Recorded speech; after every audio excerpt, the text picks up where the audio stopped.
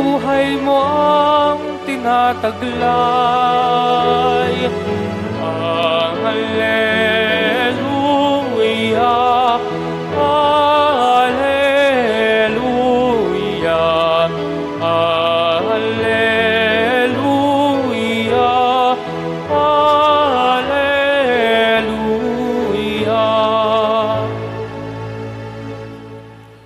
Sumainyo ang Panginoon. At sumaiyo rin. Ang pagpapahayag na mabuting balita ng Panginoon ayon kay San Marcos. Papuri sa iyo, Panginoon. Noong panahong iyon, si Jesus kasama ang kanyang mga alagad ay nagtungo sa mga nayon ng Cesarea, sakop ng Filipo. Samantalang sila'y naglalakbay, tinanong niya ang kanyang mga alagad, "Sino raw ako ayon sa mga tao?" Sumagot sila. Ang sabi ng ilan ay si Juan Bautista kayo, sabi naman ng iba si Elias kayo, at may nagsasabi pang isa kayo sa mga propeta. Kayo naman, ano ang sabi ninyo? Sino ako? Tanong niya. Kayo ang Kristo, tugon ni Pedro. Huwag ninyong sasabihin kanino man kung sino ako. Mahigpit na utos niya sa kanila. Mula noon, ipinaalam na ni Jesus sa kanyang mga alagad na ang anak ng tao'y dapat magbata ng maraming hirap. Siya'y itatakwil ng matatanda ng bayan, ng mga punong saserdote at ng mga eskriba at ipapapatay. Ngunit sa ikatlong araw, muli siyang mabubuhay. Maliwanag na sinabi niya ito sa kanila, kaya't niyaya siya ni Pedro sa isang tabi at sinimulang pagsabihan. Ngunit humarap si Jesus sa kanyang mga alagad at pinagwikaan si Pedro, "Lumayo ka, Satanas. Ang iniisip mo'y hindi sa Diyos, kundi sa tao." Mga kapatid ko, ang mabuting balita ng ating kaligtasan. Pinupuri ka namin, Panginoong Heso Kristo. Magandang tanghali po sa inyong lahat. Nang mapahupa na ang malaking tubig o ang matinding baha nung kapanahonan ni Noe, ang Panginoong Diyos ay nakipagtipan sa tao. Muling binigay sa kanila ang buhay at panibagong pagkakataon upang muling lakbayin ang buhay, upang muling magparami, upang maging ganap ang buhay. Nagpakilala ang Diyos kay Noe at sa kanyang mga salit-saling lahi. Sa ating lahat, nagpapakilala ang Diyos. Siya ang Diyos na marunong makipagtipan. At kapag ang tao'y marunong makipagtipan, siya'y marunong tumupad sa kasunduan. Hindi ba't ito ang Panginoong Diyos? Siya'y marunong tumupad sa kanyang mga pangako. Siya'y marunong tumupad sa mga napagkasunduan, sapagkat siya ang Diyos na marunong makipagtipan sa kanyang mga anak. Ito rin ang tinuturo sa atin kung paanong tayo rin ay matutong makipagtipan sa Diyos. Makipagkasundo sa Kanya. Tupdi ng mga iniuutos niya at isabuhay ang kanyang mga tinuturo. At sa bandang huli, tayo ay mananagana, tayo ay bibigyan ng kaganapan ng buhay. Mula pa noon, ang Diyos ay nakikipagtipan na sa ating lahat. Nakikipagtipan siya nung kapanahonan ni Noe, magpasa hanggang ngayon sa ating buhay. Sa gitna ng ating panalangin, ang Diyos pa rin ang unang nakikipagtipan. Tayo po ba'y marunong ding makipagkasundo? Marunong ba tayong tumupad sa mga usapan? Tayo ba'y isinasabuhay natin ang tunay na pagtitipan? Kapag halimbawa tayo ay nagdasal sa Panginoong Diyos, marami tayong ipinangangako sa Kanya. Kapag dumulog tayo sa sakramento ng kumpisal, tayo nakikipagkasundo sa Kanya. Kapag tayo nagmamakaawa sa Kanya, marami tayong pangako sa Kanyang nais nating baguhin na sa ating buhay. Totoo ba ang mga pakikipagtipan natin? Ito ba'y nauwi sa pagganap at tuluyang pagbabago? Ang Diyos ay nakikipagtipan sa atin. Pangalawa, ang Diyos ay nakikipagkasundo sa atin. Ibinigay niya sa atin ang kanyang bugtong na anak upang mapawi ang ating kasalanan at puksain niya ang ating kamatayan upang hindi na muli tayo makaranas ng kamatayan. Ibinigay sa atin si Jesus upang dugtungan ang buhay natin ng kaharian ng Diyos. Sapagkat ang buhay natin ay hindi lamang para dito sa lupa. Ang buhay natin ay karugtong ang langit. Ito ang pinagkakaasam-asam at pangarap ng Diyos para sa ating lahat, na tayo'y makibahagi sa Kanyang kasiyahan at kapayapaan sa langit, na tayo makasama niya sa Kanyang kaharian, na tayo mabuhay hindi lamang dito sa lupa, kundi mithiin din natin at pangarapin natin ang naghihintay sa ating buhay sa kabila. Sapagkat ang Diyos natin ay nakikipagtipan, ang Diyos natin ay nakikipagkasundo sa Kanyang bayan. Naalaala ninyo ang sinabi ni Jesus sa Kanyang alagad na si Pedro, noong kinausap niya ito ng matimtiman. Di ba't minsan humarap si Jesus sa Kanyang alagad at pinigwikaan niya si Pedro? Sabi niya, lumayo ka, Satanas. Ang iniisip mo'y hindi sa Diyos, kundi sa tao. Sa makatwid, minamahal kong mga kapatid, sa ating buhay na iniikot dito sa mundong ibabaw, tayo binigyan ng katawan upang ipalaganap ang Kanyang mabuting balita. Tayo binigyan ng katawan ng Panginoon upang maibahagi natin sa kapwa natin. Ngunit binigyan din tayo ng kaluluwa upang isa-isip natin at isadiwa ng buhay natin hindi lamang dito sa lupa, kundi iisipin din natin at isasadiwa natin ang bagay na makadiyos, ang bagay na pangmatagalan, ang bagay na panglangit. Ang Diyos natin ay nakikipagtipan, halina't tumugon tayo sa pagtitipang ito. Ang Diyos ay nakipagkasundo sa atin upang lahat tayo ay maabot, upang madugtungan ang buhay natin, hindi upang maiwan lamang tayo dito sa lupa, sapagkat nais niyang makasama tayo pagdating ng araw. Ang ikatlo po, ang Diyos ay nakikipamuhay. Nakikipamuhay ang Diyos sa atin. Kasama natin siya ngayon sa pamagitan ng Espiritu Santo. Hindi niya tayo kailanman iniwanan. Kahit anong si Noe ay naroon sa loob ng barko, habang siya'y dinuduyan ng malaking tubig, hindi sila inawanan ng Diyos. Sinamahan sila hanggang sa sila ay makadaong sa tuyong lupa. Minamahal ko mga kapatid, sa buhay natin marahil, para din tayong iniindayog ng malakas na hangin. Para din tayong sinasayaw ng malaking tubig, sapagkat marami tayong mga pagsubok, maraming mga tuksong dumaraan sa atin, at rumaragasa ang maraming mga suliranin. Huwag po tayong mag-alala, sapagkat ang Diyos ay laging narito. Nakikipamuhay sa atin katulad ni Jesucristo, nung makipamuhay siya dito sa piling natin. At pagkatapos niya ipinadala at sinugo ang Espiritu Santo upang ating makasama, upang maging aliw natin sa gitna ng ating pagkalumbay at kalungkutan.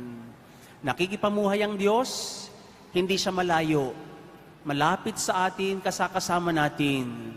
Kaya lagi nating papakaisipin, lagi nating dadamahin na ang Diyos ay narito, kapiling natin, kasama natin.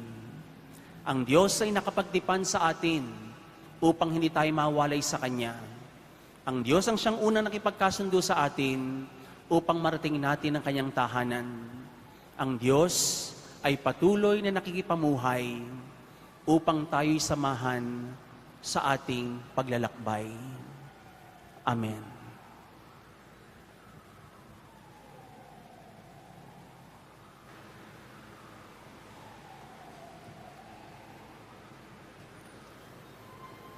Mga kapatid, idalangin natin na ang bawat tao'y magkaroon ng tamang pananampalataya kay Jesus. Sa bawat panalangin natin pong itutugon, Panginoon, dinggin mo ang aming panalangin. Panginoon, dinggin mo ang aming panalangin.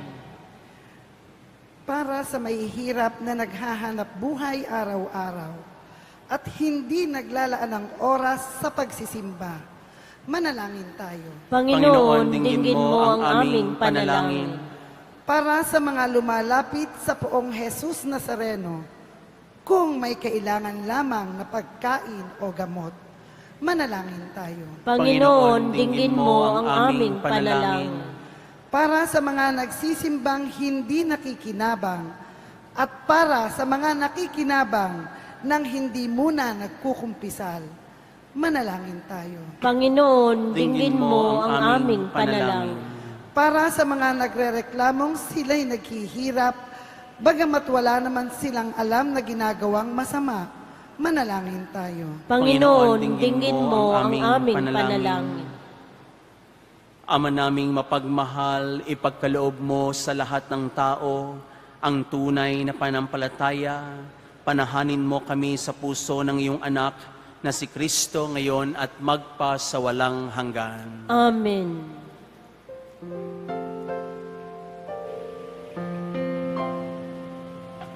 Paghahanda ng alay ay narito poon. Ang alak at tinapay dala sa altar mo. Ano'y magiging tunay, dugo mo't katawan. Aming tatanggapin ngayon, magbibigay buhay.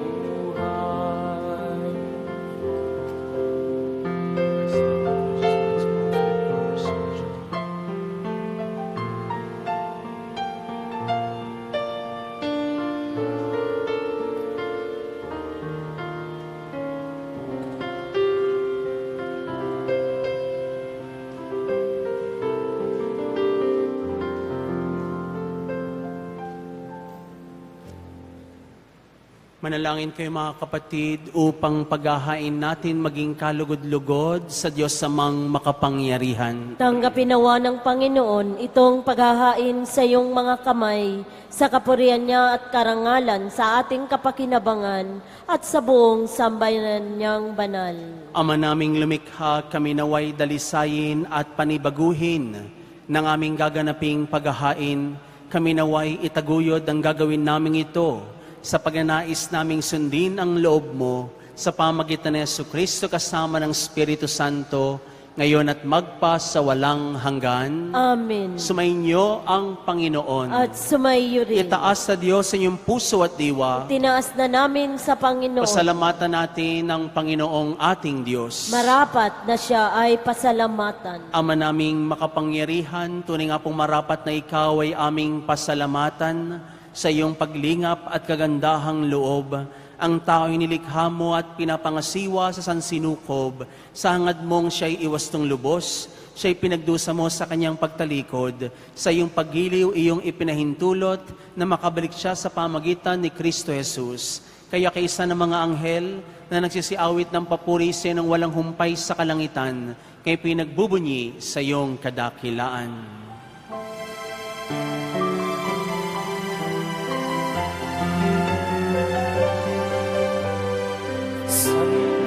Santo, Santo, Diyos makapangyarihan, puspos ng walhati ang langit at lupa. Hosana sa kaitaasan, pinagpalang narito sa ngalan ng Panginoon. Hosana sa kaitaasan, Hosana sa kaitaasan.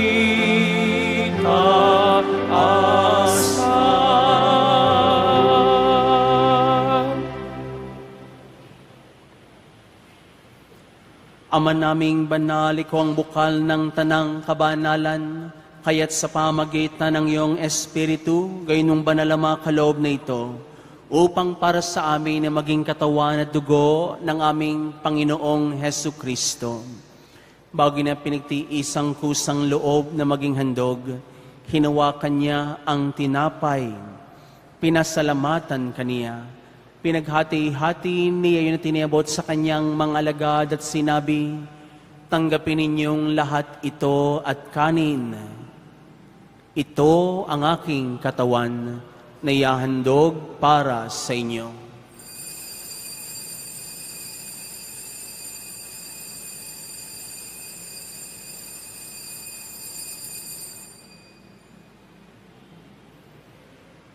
Gayun din naman nung matapos ang hapunan, hinawakan niya ang kalis. Muli kanyang pinasalamatan. Iniabot niya ang kalis sa kanyang mga alagad at sinabi, tanggapin ninyong lahat ito at inumin. Ito ang kalis ng aking dugo ng bago at walang hanggang tipan. Ang aking dugo ni ibubuhos para sa inyo at para sa lahat sa pagpapatawad ng mga kasalanan. Gawin ninyo ito bilang pag-aalaala sa akin.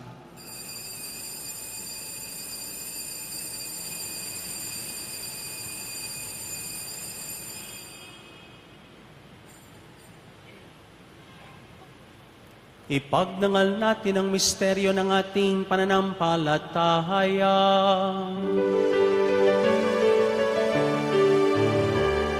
Si Kristo ay gunitain, sarili ay inihain, bilang pagkait inumin, pinagsasaluhan natin, hanggang sa siya'y dumating, hanggang sa siya'y dumating. O Ama, ginagawa namin ng pag-aalaala sa pagkamatay at muling pagkabuhay ng iyong anak, kaya't inialay namin sa iyo ang tinapay na nagbibigay buhay at ang kalis na nagkakaloob ng kaligtasan. Kaya pinagpapasalamat dahil kami minarapat at tumayo sa harap mo para maglingkod sa iyo. Isinasamo namin magkasalo-salo sa katawan at dugo ni Kristo ay mabuklod sa pagkakaisa sa pamagitan ng Espiritu Santo. Aming Ama, lingapin po ang iyong simbahang laganap sa buong daigdig. Puspusin mo kami sa pag-ibig kay San Francisco naming Santo Papa at ni Luis Antonio naming mahal na obispo ng Tanang Kaparian. Alalahanin mo rin po ang mga kapatid naming nahimlay na may pag-asang sila'y muling mabubuhay. Ngayon din po ang lahat ng mga pumanaw. Kaawaan mo sila, Ama, at patuloyin sa iyong kaliwanagan.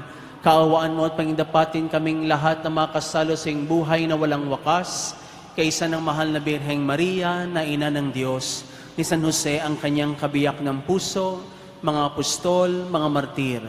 Ngayon din po ang lahat ng mga banal na namuhay dito sa daigdig ng kalugod-lugod sa iyo, maipagdiwang nawa namin ang pagpupuri sa kararangal mo sa pamagitan ng anak naming Panginoong Hesu Kristo.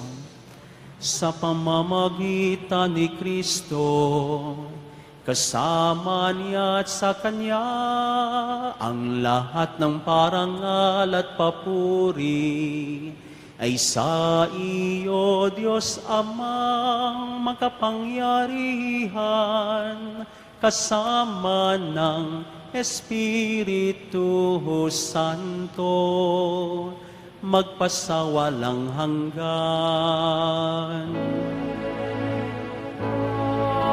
Amen.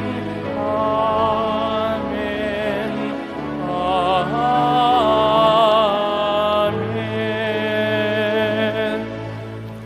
Nakipagtipan sa atin ng Diyos, alang-alang sa ating kaligtasan. Kaya't lakas loob nating awitin.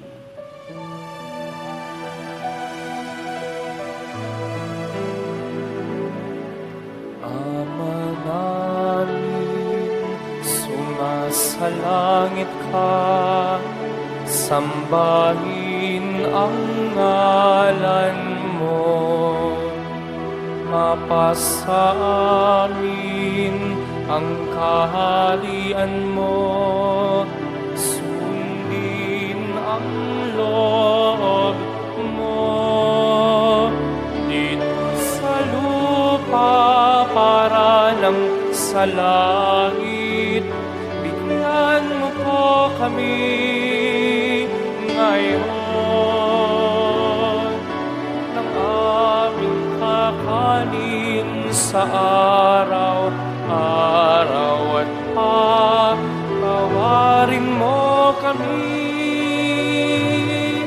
sa aming mga sala para ng pagpapatawad namin sa nagkakasala sa amin at huwag mo kaming ipahintulot sa tukso at iadya mo kami sa lahat ng masama.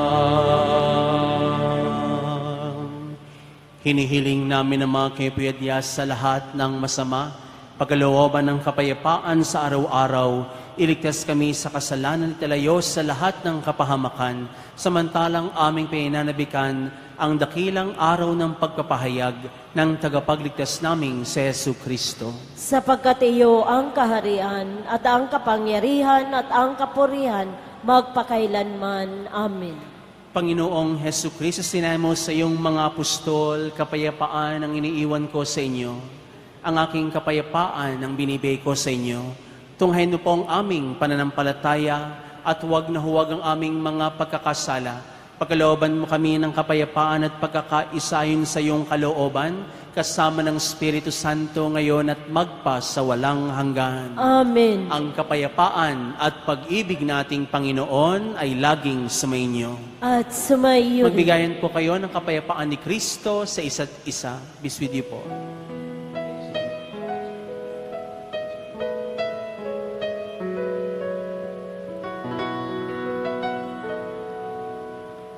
Kordero ng Diyos na nag-aalis ng mga kasalanan ng mundo. Maawa ka sa amin, Kordero ng Diyos, maawa ka. Kordero ng Diyos na nag-aalis ng mga kasalanan ng mundo. Maawa ka sa amin, Kordero ng Diyos, maawa ka. Kordero ng Diyos na nag-aalis ng mga kasalanan ng mundo, ipagkaloob mo sa amin ang kapayapaan.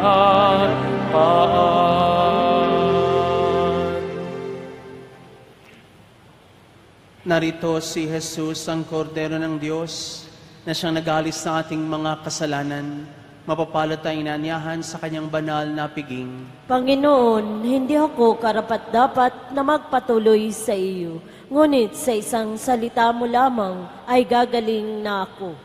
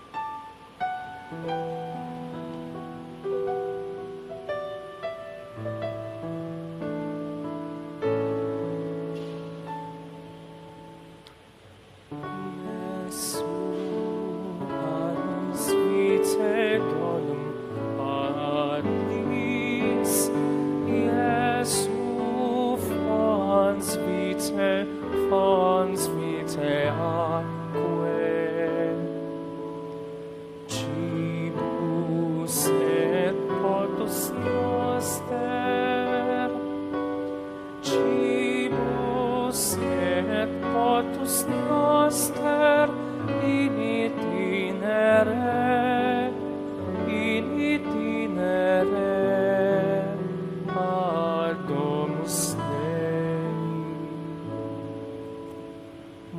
mula sa lupa, sumibol kang masigla, matapos kang yurakan ng mga masasama. Sumilang ang liwanag ng mga nawawala, tinapay ng buhay, pagkain ng dukha. Jesu, agnus vitae donum Patris, Jesu, fons vitae atque, cibus et potus noster, cibus et potus noster, in itinere,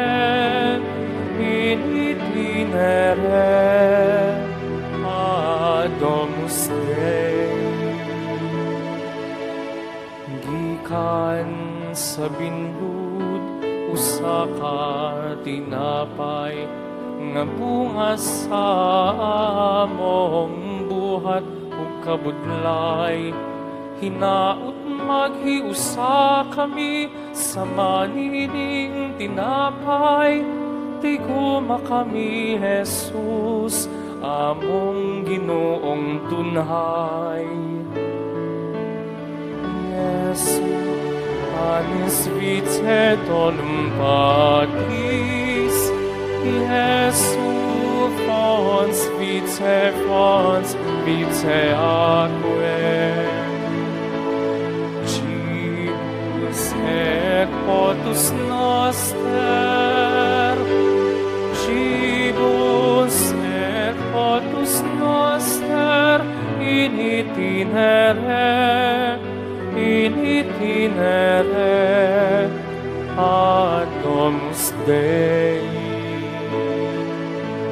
Jesus, food divine, be our strength each day, so we don't fire as we witness to your love and care. To those in great need, both near and far away, may we lead them back to you, all those who've gone astray. Jesu, agnus vitae donum Patris, Jesu, fons vitae atque, cibus et potus noster, cibus et potus noster, in itinere, ad Domus Dei. En la vida, Jesús, sea nuestro consuelo, sea nuestro amigo y compañero. Siempre podamos responder a su llamada, siempre dispuesto a hacer tu voluntad. Jesu, agnus vitae donum Patris, Jesu, fons vitae atque, cibus et potus noster, cibus et potus noster, in itinere, ad Domus Dei.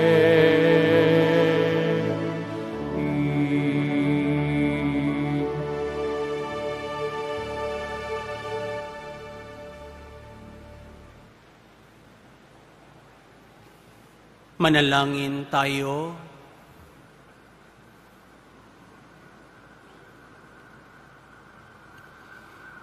Ama naming mapagmahal, kaming pinapagsala mo sa banal na pakikinabang, ay gawin mong laging manabik na pagsaluhan ng kalobong ito sa aming ikabubuhay sa pamagitan ni Jesucristo kasama ng Espiritu Santo, ngayon at magpasawalang hanggan. Amen. Sumainyo ang Panginoon. At sumaiyo rin. Humingi tayo ng awa at pagkapala sa ating mahal na poon. O mahal na poong Jesus Nazareno, inihayag mo sa pamagitan ng krus ang walang maliw na pag-ibig ng Diyos ang katauhan. Pakinggan mo po ang kahilingan ng iyong angkan na nagsusumamo sa iyo at makamtanawan nila ang inyong katugunan at tanggapin ang kasagutan ng may utang na loob na tinatanaw. Basbasanin po ninyo ang mga daladala ng mga imahen, larawan at aklat dasalan sa pamagitan ng bendisyon na ito naway maalaala nila ang pangako nila noon sa binyag na ikaw ay kanilang iibigin at paglilingkuran bilang Panginoong nabubuhay, ngayon at magpasawalang hanggan. Amen. At pagpalain po kayo, gayon din ang inyong pamilya, ng makapangyarihang Diyos Ama, Anak, at Espiritu Santo. Amen. Tapos na po ang ating banal na misa, humayo tayong taglay ang kapayapaan at pag-ibig ni Kristo. Salamat sa Diyos.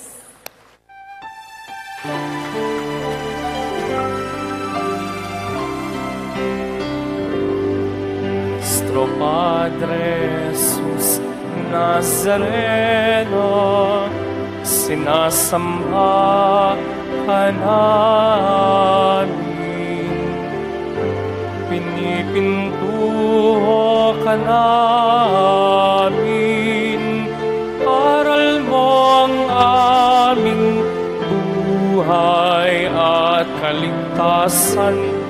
Nuestro Padre Jesus Nazareno, iligtas mo kami sa kasalanan.